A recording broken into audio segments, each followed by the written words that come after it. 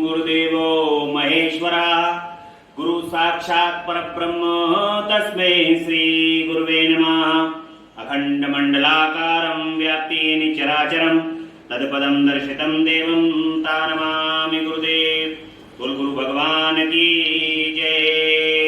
गजाननं भूतगणादिसेवितं कपित्थजम्बूफलचारुभक्षणं उमासुतं शोकविनाशकारिकं नमामि विघ्नेश्वर पादपङ्कजं। बोल गणपति गजानन भगवान की जय। ओम सर्वमंगल मंगले शिवे सर्वार्थ साधिके शरणे त्र्यंबके गौरी नारायणी नमस्तुते। ओम कर्पूर गौरम करुणावतारम संसारसारं भुजगेन्द्रहारं सदा वसन्तं हृदयारविन्दे भवं भवानी सहितं नमामि। ओम नमः शिवाय, ओम नमः शिवाय, ओम नमः शिवाय। भगवान श्री गुरुदेव की असीम अनुकंपा से, माता पिता के आशीर्वाद, आप सभी भक्तों के भाग्य के कारण, आपकी निष्ठा प्रेम के कारण, भगवान शिव और जगदम्बा अम्बा पराशक्ति की कृपा के कारण ही भगवान शिव की ये तृतीय वर्ष में होने वाली शिव महापुराण की कथा करने का सौभाग्य जो भगवान शिव ने हम सबको प्रदान किया है, ऐसी कथा का आज तृतीय दिवस है। भगवान जब कृपा करते हैं तब उनकी कथा को करने का सौभाग्य और उनकी कथा को सुनने का सौभाग्य प्राप्त होता है। भगवान की कथा को भगवान के भक्त निरंतर इस कर्ण के माध्यम से हृदय के अंदर स्थापित करते रहते हैं। जैसे भगवान का नाम आप नित्य लेते हैं तो ऐसा लगता है कि जैसे ये बड़ा नवीन है। भगवान का नाम हृदय को इतनी शांति प्रदान करता है कि ऐसा लगता ही नहीं है कि हम ये निरंतर नाम लेते रहते हैं। मन के अंदर और हृदय के अंदर ऐसा प्रतीत होता है कि हे प्रभु, आपका ये नाम, ये मैंने कितना समय खराब निकाल दिया कि जो मैंने आपका इतना लेट नाम लेना शुरू किया, इतना विलंब से मैंने ये नाम लेना शुरू किया। ऐसा सभी जो भगवान के भक्त होते हैं वो अपने हृदय के अंदर ऐसा विचार करते हुए निरंतर पल पल क्षण क्षण भगवान के नाम का स्मरण करते हैं। ऐसा ही स्मरण करने का सौभाग्य भगवान की ये शिव महापुराण की कथा से हम सबको निरंतर प्राप्त होता है। भगवान ने ऐसा सौभाग्य दिया है हमें कि हम भगवान की शिव महापुराण की कथा सुने और सुनने के बाद भगवान को अपने हृदय में स्थापित करें। ये कथा पूरे श्रावण मास, जिसमें अधिक मास भी सम्मिलित है, भगवान की ये कथा निरंतर अविरल रूप से उनकी कृपा से आपको सुनने का सौभाग्य प्राप्त होगा। और आपको और हम सभी, देखिए, जो कथा को सुनाने वाला है, सच पूछिए तो वो कथा को सुनाने वाला भी श्रवण करता है। जो शब्द आपको मेरी वाणी के द्वारा आप तक पहुंच रहे हैं, वो शब्द आप ये मत मान के चलिएगा ये कोई व्यक्ति विशेष इस शब्द को बोल रहा है। ये शब्द स्वयं भगवान शिव की वाणी से निकले हुए शब्द हैं और ये शब्द आप तक पहुंच रहे हैं और ये कहीं ना कहीं ये शब्द पुनः वापस मेरे कर्ण तक भी आ रहे हैं। तो यानी कि इस कथा को सुनाने का जो सौभाग्य है वो भगवान शिव ने इस वाणी को तो दिया है, लेकिन ये वाणी भगवान स्वयं भगवान शंकर की। इसलिए ये सौभाग्य अपने जीवन के अंदर व्यक्ति को नहीं जाने देना चाहिए और निरंतर अविरल रूप से भगवान की इस कथा को शुद्ध मन से भगवान के श्री चरण कमल में ध्यान लगाते हुए नित्य सुनना चाहिए। कल की कथा में सौनक आदि ऋषि जो हैं वो सूत जी महाराज से इस कथा के बारे में पूछते हैं कि प्रभु, इस कलिकाल के अंदर कल्याण करने वाली ऐसी कौन सी कथा है, ऐसा कौन सा पूजन है जो भगवान की कथा और पूजन से हम सबका कल्याण हो जाए। सूत जी महाराज कहते हैं कि हे सौनक ऋषियों, भगवान शिव के शिव पुराण की कथा जो है, जो भगवान शिव का स्वयं स्वरूप है, भगवान शिव ने इस कथा को सबसे प्रथम बार अपने श्रीमुख से कहा है। इस कथा को सुनने से समस्त संसार का कल्याण हो जाता है। और देखिए, इस कथा को सुनने का सौभाग्य श्रावण मास में यदि प्राप्त होता है तो ये तो मनुष्य योनि में आने के बाद परम कल्याणकारी है। और ऐसा सूत जी महाराज ने सौनक ऋषियों से कहा है। शिव पुराण के श्रवण से देवराज को शिवलोक की प्राप्ति तथा चंचुला का पाप से भय एवं संसार से वैराग्य किस प्रकार हो जाता है, ऐसा सूत जी महाराज सौनक ऋषियों को कथा सुना रहे हैं। तो आज की कथा में आपको भगवान शिव की इस कथा, शिव पुराण के श्रवण से देवराज को भी शिवलोक की प्राप्ति हो जाती। देवराज, यहां पर देवराज इंद्र नहीं है, और ये एक राजा हैं जो देवराज हैं, इनका वर्णन यहां पर किया गया है। तो सौनक जी ने कहा कि महाभाग सूत जी, आप धन्य हैं, परमार्थ तत्व के ज्ञाता हैं। आपने कृपा करके हम लोगों को ये बड़ी अद्भुत एवं दिव्य कथा सुनाई है। भूतल पर इस कथा के समान कल्याण का श्रेष्ठ साधन कोई दूसरा नहीं। ये बात हमने आज आपकी कृपा से निश्चय पूर्वक समझ ली कि सूत जी, इस कलयुग में इस कथा के द्वारा कौन कौन से पापी शुद्ध होते हैं, उन्हें कृपा पूर्वक बताइए और इस जगत को प्रभु कृतार्थ कीजिए। देखिए, कौन कौन इस कथा को सुनकर के तर गया है।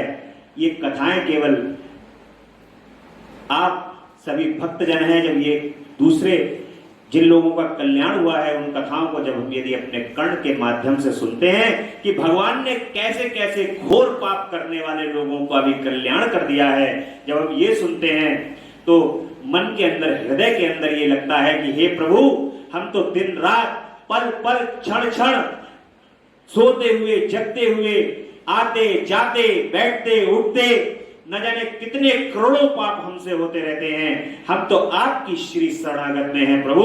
आपकी श्री शरणागत में आने के बाद घोर से घोर पापी का भी कल्याण हो जाए। इस प्रकार से घोर पापियों का भी कल्याण करने वाली भगवान शिव महापुराण की एक कथा यदि सभी भक्त प्रसन्न चित्त, आनंद चित्त और भगवान के हृदय के अंदर, भगवान को अपने हृदय में धारण करके यदि उनके श्री चरण कमल का ध्यान लगाते हुए इस कथा को सुनते हैं तो निश्चय ये मानिए कि समस्त पापों का नाश होकर के उनको शिवलोक की प्राप्ति हो। सूत जी कहते हैं कि मुनि, जो मनुष्य पापी, दुराचारी तथा फल तथा काम क्रोध आदि में निरंतर डूबे रहते हैं, वे भी इस पुराण के श्रवण पाठन से अवश्य ही शुद्ध हो जाते हैं। इसी विषय में जानकर मुनि इस प्राचीन इतिहास का उदाहरण दिया करते हैं, जिनके श्रवण मात्र से पापों का पूर्णतः नाश हो जाता है। पहले की बात है, कहीं किरातों के नगर में एक ब्राह्मण रहता था, जो ज्ञान में अत्यंत दुर्बल, दरिद्र, रस बेचने वाला तथा वैदिक धर्म से विमुख था। वह स्नान, संध्या आदि कर्मों से भ्रष्ट हो गया था और वैश्यावृत्ति में तत्पर रहता था। उसका नाम देवराज था।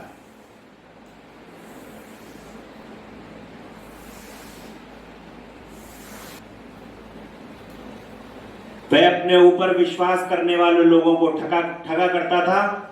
उसने ब्राह्मणों, क्षत्रियों, वैश्यों, शूद्रों तथा दूसरों को भी अनेक बहानों से मारकर उनका धन हड़प लिया, परंतु उस पापी का थोड़ा सा ही धन कभी धर्म के काम में नहीं लगा था।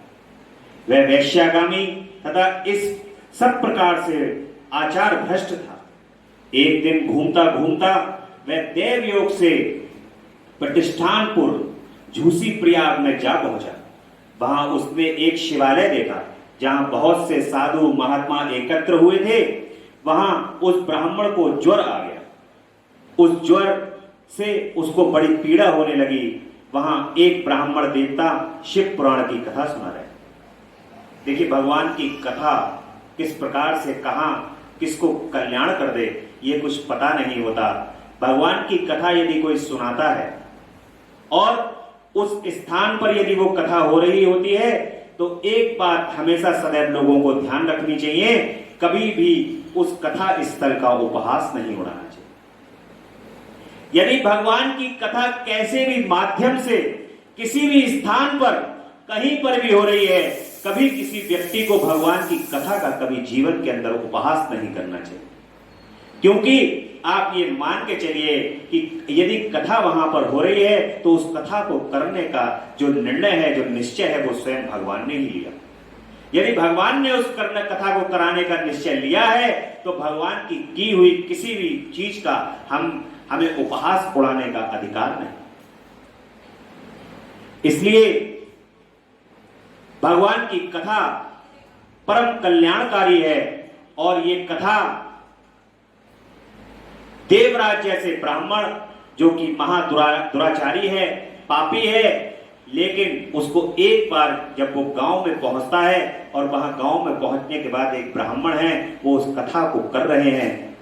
उस कथा को करते हुए जब वो देखता है, साधु महात्मा वहां पर देखता है कि वहां पर साधु महात्मा एकत्र हुए हैं, देवराज उस शिवालय में ठहर जाता है। वो तो जिस व्यक्ति के हृदय में पाप कर्म के अलावा और कोई दूसरी चीज की जगह ही नहीं है, वो व्यक्ति आज धर्म के स्थान पर पहुंच गया। आज भगवान ने उसको स्वयं अपनी इच्छा अनुसार उस धर्म के स्थान में पहुंचा दिया है और वो वहां पर देख रहा है कि इस शिवालय में अनेक साधु महात्मा आए हुए हैं और वो साधु महात्मा उस कथा का श्रवण कर रहे हैं। देवराज उस शिवालय में ठहर जाता है। उस ज्वर से उसकी पीड़ा अत्यधिक हो जाती है। वहां एक ब्राह्मण देवता शिव पुराण की कथा को सुना रहे। ज्वर में पड़ा हुआ देवराज ब्राह्मण के मुखारबिंद से निकली हुई उस शिव कथा को निरंतर सुनता रहता है। देखिए, अगर यदि वो शरीर से स्वस्थ होता तो उस समय पर वो कथा को नहीं सुनता, लेकिन बुखार की पीड़ा में पड़ा हुआ है, उठने लायक नहीं है। भगवान ने कैसी उसकी कल्याण करने की जो अवस्था बनाई है, यदि तो इसलिए हमेशा सदैव व्यक्ति को ध्यान रखना चाहिए कि भगवान चाहे जिस भी अवस्था के अंदर रखे, सदैव आपके कल्याण के बारे में ही सोचते।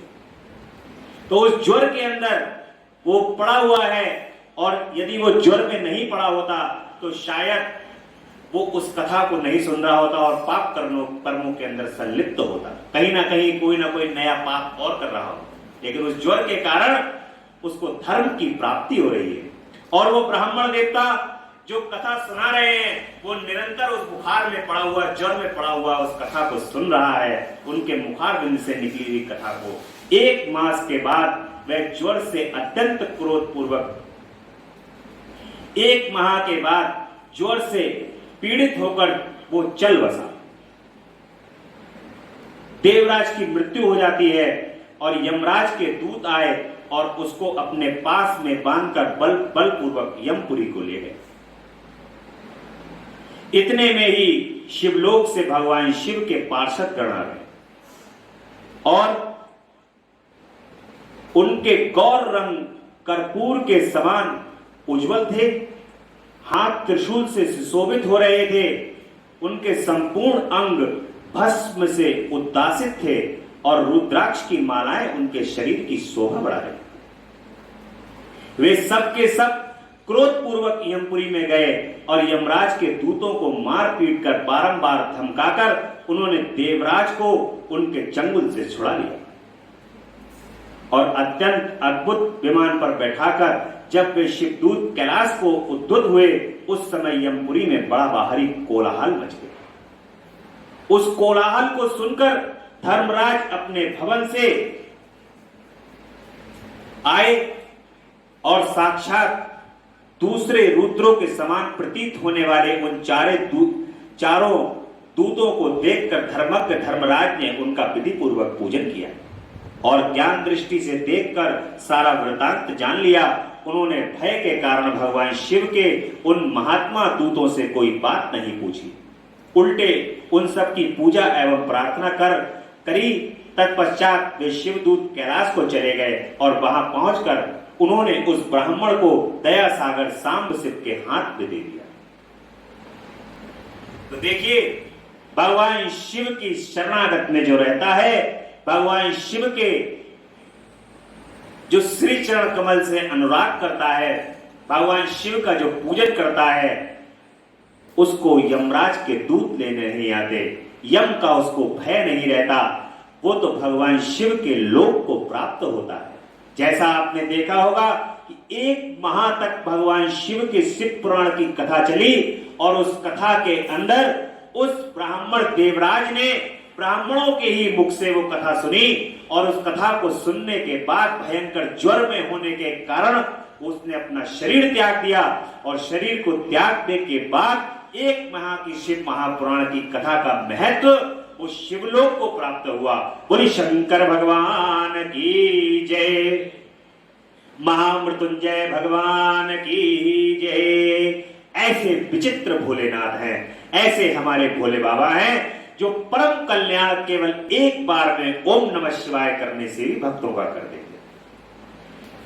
तो भगवान की कथा को बड़ा प्रेम पूर्वक सभी व्यक्तियों को सुनना चाहिए, ऐसी महिमा है उनकी कथा की। और सौनक जी ने कहा कि हे महाभाग सूत जी, आप सर्वज्ञ हैं, महामते, आपके कृपा प्रसाद से मैं बारंबार कृतार्थ हुआ। इस इतिहास को सुनकर मेरा मन अत्यंत आनंद में निमग्न हो रहा है। अतः अब भगवान शिव में प्रेम बढ़ाने वाली शिव संवादिनी दूसरी कथा को भी भगवान बताइए।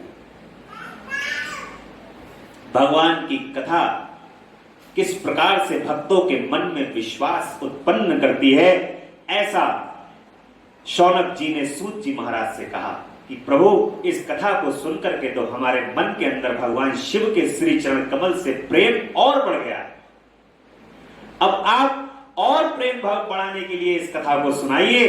देखिए, जैसे ही प्रेम होता है, प्रेम नाम का शब्द जैसे ही आपके हृदय में उद्गत होता है, और जब प्रेम होता है तो फिर वहां पर कोई मोहे कपट छल छिद्र न भावा। भगवान कहते हैं कि जब प्रेम इसने मुझसे कर ही लिया है तो मैं इसके दोष को नहीं देखूंगा। यदि आप किसी से प्रेम करते हैं तो उसकी लाख दोष देखने के बावजूद भी उससे प्रेम ही करते हैं।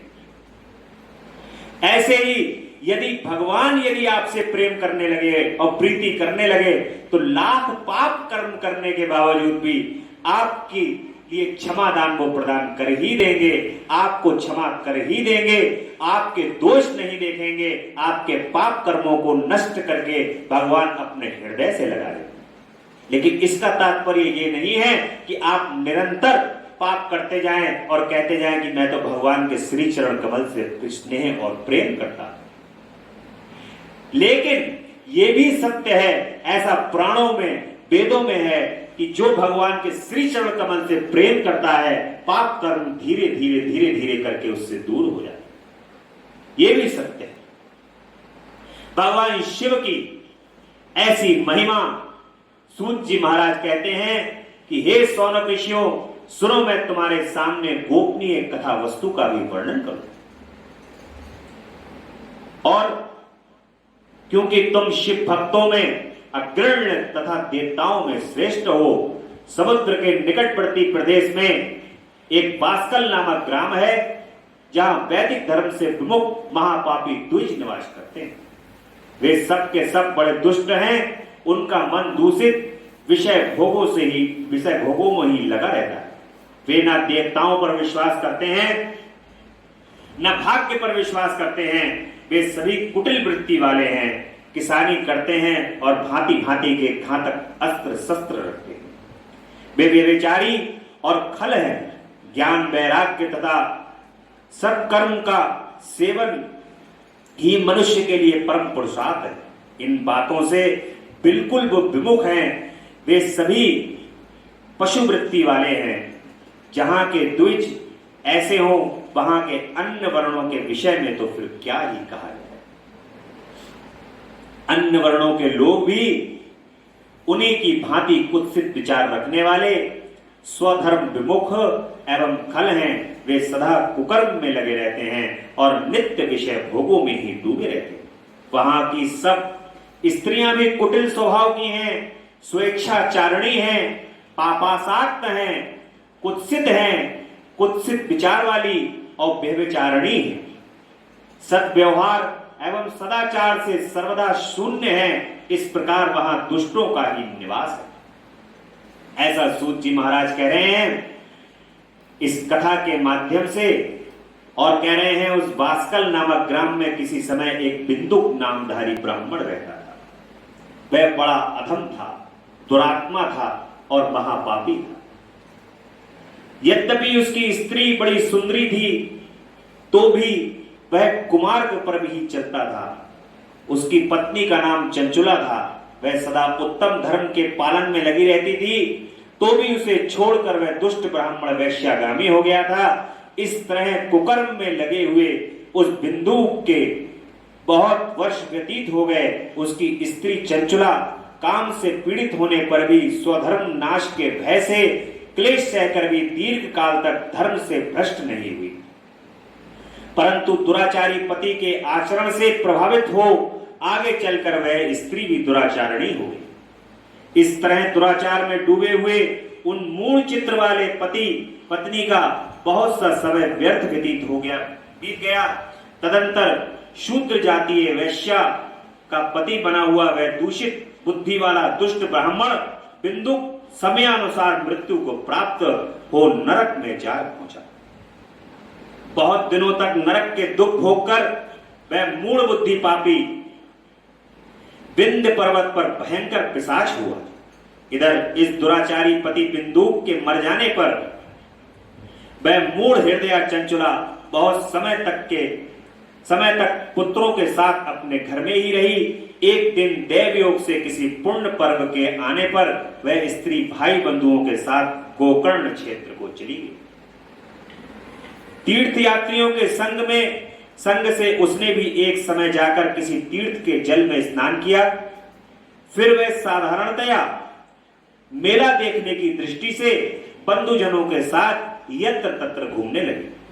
घूमती घूमती किसी देव मंदिर में जा पहुंची और वहां उसने एक दैवज्ञ ब्राह्मण के मुख से भगवान शिव की परम पवित्र एवं मंगलकारिणी उत्तम पौराणिक कथा सुनी। देखिए, ये भी आप देख रहे हैं, पाप कर्म जो होते हैं वो होते रहते हैं, परंतु यदि आपने कोई एक पुण्य कर्म भी अपने जीवन के अंदर यदि किया हुआ है और वो पुण्य कर्म यदि जागृत हो गया, इसलिए तो कहा जाता है कि पुण्य करते रहना चाहिए, धर्म के कार्य करते रहने चाहिए, धर्म करता रहना चाहिए, क्योंकि कौन सा धर्म आपको कहां बचा ले ये कभी कोई समझ नहीं सकता। इसका किसी को कोई ज्ञान नहीं होता कि कौन सा पुण्य, कौन सा धर्म, कौन से भगवान के नाम की रटना आपको कहां बचा ले, ये व्यक्ति को कभी ध्यान नहीं है। तो इसी प्रकार से चंचुला का भी कोई पुण्य कर्म उस समय सामने आ गया और वो धर्म नगरी में पहुंच करके स्नान इत्यादि कर करके भगवान की इस कल्याणकारी कथा को सुनने लगी। कथावाचक ब्राह्मण कह रहे थे कि जो स्त्रियां पर पुरुषों के साथ व्यभिचार करती हैं, वे मरने के बाद जब यमलोक में जाती हैं, तब यमराज के दूत उनकी योनि में तपे हुए लोहे का परित डालते हैं और पौराणिक ब्राह्मण के मुख से वह वैराग्य बढ़ने वाली कथा सुनकर चंचुला भय से व्याकुल हो गई और कांपने लगी। तब जब कथा समाप्त हुई और सुनने वाले सब लोग वहां से बाहर चले गए, तब वह भयभीत नारी एकांत में शिव पुराण की कथा बांचने वाले उन ब्राह्मण देवता से बोली। चंचुला कहती है कि हे ब्राह्मण, मैं अपने धर्म को नहीं जानती थी, इसलिए मेरे द्वारा बड़ा दुराचार हुआ। अब देखिए, सुबह का भूला यदि शाम को वापस आ जाए तो उसको भूला नहीं कहा जा सकता। भगवान के दरबार में हर एक व्यक्ति की माफी है। जो व्यक्ति पूरे जीवन भर जिसने पाप कर्म किए हों, यदि वो अपने मन के अंदर और हृदय के अंदर यदि सोच ले, प्रभु ऐसा मुझसे भूलवश हुआ है और ये पाप कर्म मैं जानता नहीं था, इसलिए ये पाप कर्म ऐसा हुआ है, आप मुझे अपनी शरण में लीजिए, ऐसा पाप कर्म करने के लिए मुझे अब दूर कीजिए, तो भगवान उसको अपनी शरणागत में लेकर के उसका कल्याण कर देते। ऐसा ही चंचला है। चंचला उन ब्राह्मण से कहती हैं कि धर्म को नहीं जानती थी, इसलिए मेरे द्वारा इतना बड़ा पाप हुआ। स्वामी, मेरे ऊपर अनुपम कृपा करके आप मेरा उद्धार कर दीजिए। उन ब्राह्मण देवता से चंचला कहने लगी कि प्रभु मेरे ऊपर मेरा कल्याण कीजिए और मेरा उद्धार कर दीजिए।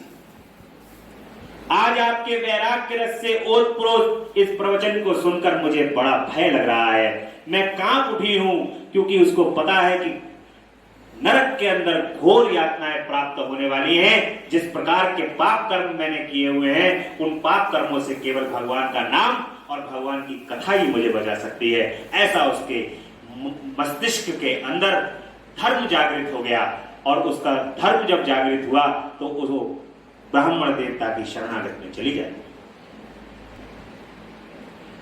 और हे प्रभु, आप मुझे इस संसार से बचाइए। मुझ मूढ़ चित्त वाली पापिनी को धिक्कार है। मैं सर्वदा निंदा के योग्य हूं, कुत्सित विषयों में फंसी हुई हूं और अपने धर्म से विमुख हो गई हूं। हाय, न जाने किस किस घोर कष्टदायक दुर्गति में मुझे पड़ना पड़ेगा, और वहां कौन बुद्धिमान पुरुष कुमार्ग में मन लगाने वाली मुझ पापिनी का साथ देगा। मृत्यु काल में उन भयंकर यमदूतों को मैं कैसे देखूंगी, जब वे बलपूर्वक मेरे गले में फंदे डालकर मुझे बांधेंगे, तब मैं कैसे धीरज धारण कर सकूंगी। नरक में जब मेरे शरीर के टुकड़े टुकड़े किए जाएंगे, उस समय विशेष दुख देने वाली उस महायातना को मैं कैसे सहूंगी।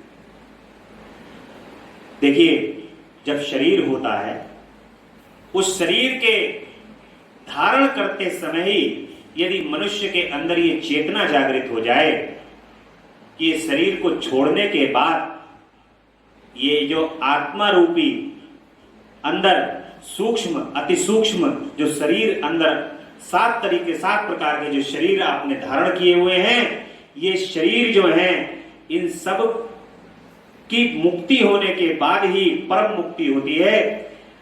परंतु इस जो स्थूल का शरीर है, इसके बाद जो अंदर के और शरीर हैं उनको यातनाएं प्राप्त होती हैं। यदि मनुष्य को जीवित रहते हुए अगर ये ज्ञान हो जाए कि जो हम पाप कर्म कर रहे हैं, ये पाप कर्म करने से हमें घोर यातनाओं का सामना करना पड़ेगा, तो वो शरीर मृत्यु होने के बाद वाली यातनाओं से, घोर नरक से बच सकता है। और उन घोर नरक से बचाने का साधन तो केवल भगवान की श्री चरण कमल की शरणागत, भगवान की शरणागत और उनका नाम है। और कलयुग केवल नाम आधारा, सुमिर सुमिर जग उतर ही पारा। इस कलिकाल में तो क्षण क्षण पल पल पाप होते हैं, और उन पापों को नष्ट करने के लिए, उन पापों से बचने के लिए, सत्मार्ग पर चलने के लिए भगवान के नाम के अलावा और कोई दूसरा रास्ता नहीं। भगवान का नाम आपको भगवान की कथा के माध्यम से सुनने को प्राप्त होता है। भगवान के नाम को सुनने से, भगवान की कथा को सुनने से आपके हृदय में भगवान के प्रति प्रीति होती है। जब उनसे प्रेम होगा तो आप स्वतः ही नाम लोगे। जब भगवान के लिए आप हृदय में धारण कर लोगे और प्रेम होगा, जब एक प्रेमी होता है, उसके अंदर प्रेम होता है, तो वो अपनी प्रेमिका या अपने प्रेमी का नाम रात दिन अपने हृदय के अंदर धारण करे रहता है। उसको बताने की आवश्यकता नहीं होती कि आप नाम लीजिए। इसी प्रकार से जो व्यक्ति अपने प्रभु का ध्यान करता है, उनसे प्रेम करता है, उनसे प्रीति करता है, तो उस भक्त को बताने की आवश्यकता नहीं होती कि तुम भगवान का नाम लो। उसका हृदय तो स्वतः ही उनको दिन रात याद करता है, उसका हृदय तो स्वतः ही भगवान को दिन रात पूछता है।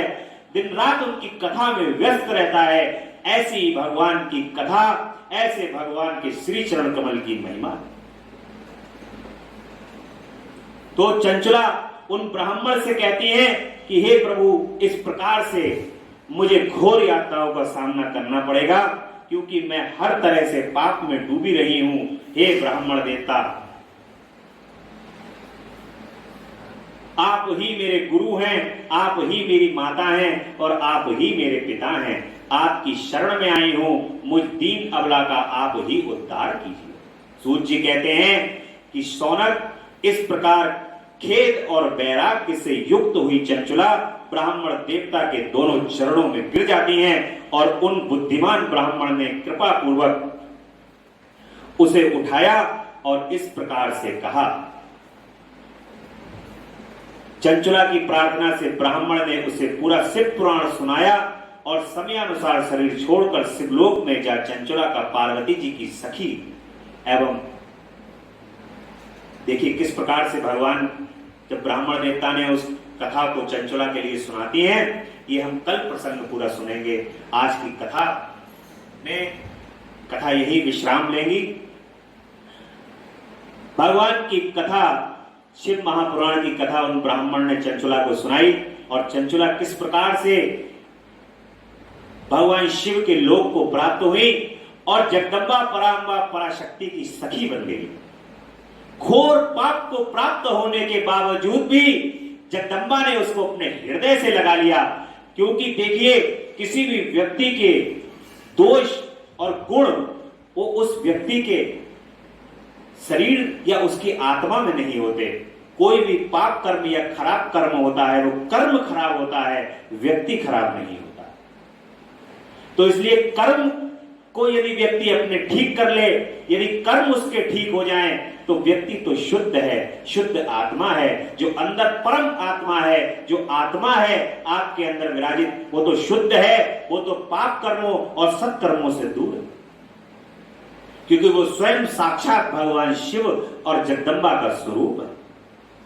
तो आज की कथा में भगवान की आनंद प्रदान करने वाली कथा चंचला और देवराज किस प्रकार से भगवान शिव महापुराण की कथा से उनका कल्याण हो जाता है, ऐसा भगवान की कथा में आपने सुना। जिस प्रकार से चंचला और देवराज का कल्याण हुआ है, उसी प्रकार से भगवान के सभी भक्त भगवान की इस कथा को सुन रहे हैं। इस कथा के एक एक शब्द से करोड़ों करोड़ों पापों का नाश हो, ऐसा भगवान शिव के श्री चरण कमल में हमारी प्रार्थना है कि हे प्रभु, अपने भक्तों का कल्याण करो, अपने भक्तों पर कृपा करो। बोली शंकर भगवान की जय, महामृत्युंजय भगवान की जय। बड़े ही स्नेह से भगवान के पंचाक्षरी मंत्र का जाप करेंगे। तेरा पल पल बीता जाए, मुख से जप ले नमः शिवाय। तेरा पल पल बीता जाए, मुख से जप ले नमः शिवाय। ओम नमः शिवाय, ओम नमः शिवाय, ओम शिवाय, ओम नमः शिवाय, ओम नमः शिवाय, ओम नमः शिवाय, ओम नमः शिवाय, ओम नमः शिवाय। मुसाफिरी जब पूरी होगी, चलने की मजबूरी होगी। मुसाफिरी जब पूरी होगी, चलने की मजबूरी होगी। अवसर खाली न जाए, मुख से जप ले नमः शिवाय। अवसर खाली न जाए, मुख से जप ले नमः शिवाय। ओम नमः शिवाय, ओम नमः शिवाय, ओम नमः शिवाय, ओम नमः शिवाय। तेरा पल पल बीता जाए, मुख से जप ले नमः शिवाय। तेरा पल पल बीता जाए, मुख से जप ले नमः शिवाय। ओम नमः शिवाय, ओम नमः शिवाय, ओम नमः शिवाय, ओम नमः शिवाय, ओम नमः शिवाय, ओम नमः शिवाय। शंकर भगवान की जय, महामृत्युंजय भगवान की जय। ये कथा प्रतिदिन थोड़ा सा समय में परिवर्तन है। सुबह 9 बजे से 37 सेंट्रल स्टेट कॉलोनी में आप साक्षात आकर सुन सकते हैं, और जो लोग आने में अक्षम हैं, नहीं आ सकते, दूर हैं, उन लोगों तक ये कथा शिवम मिश्रा हैज भक्ति रस के माध्यम से आपके मोबाइल तक पहुंच रही है। लगातार आप इस कथा को प्रेम से, स्नेह से पूरे श्रावण मास सुनिए। निश्चय ही मान के चलिए, इसमें कोई संदेह नहीं है कि भगवान की कृपा आप तक अवश्य पहुंचेगी, क्योंकि उनकी कथा में इस प्रकार का भगवान की कथा जो आप सुन रहे हैं, ऐसा अद्भुत कल्याण है, ऐसा अद्भुत लीला है उनकी कि इस कथा को सुनने से वहीं बैठे बैठे आपका कल्याण हो। आप इस कथा को सुनकर के अपना कमेंट और इस कथा को लाइक करें, और यदि आपका कोई सुझाव हो तो आप वो सुझाव भी उस कमेंट के अंदर लिख सकते हैं, और चैनल को शिवम मिश्रा हैज भक्ति रस को सब्सक्राइब करते रहें। और क्योंकि ये धर्म का कार्य करने के लिए आपके समय समय पर ये कथा सुनाने वाला चैनल है, इसलिए आप इस शिवम मिश्रा हैज भक्ति रस चैनल को सब्सक्राइब करें, लाइक करें, कमेंट करें, और इस कथा को प्रेम पूर्वक अवश्य सुनें। बोलिए शंकर भगवान की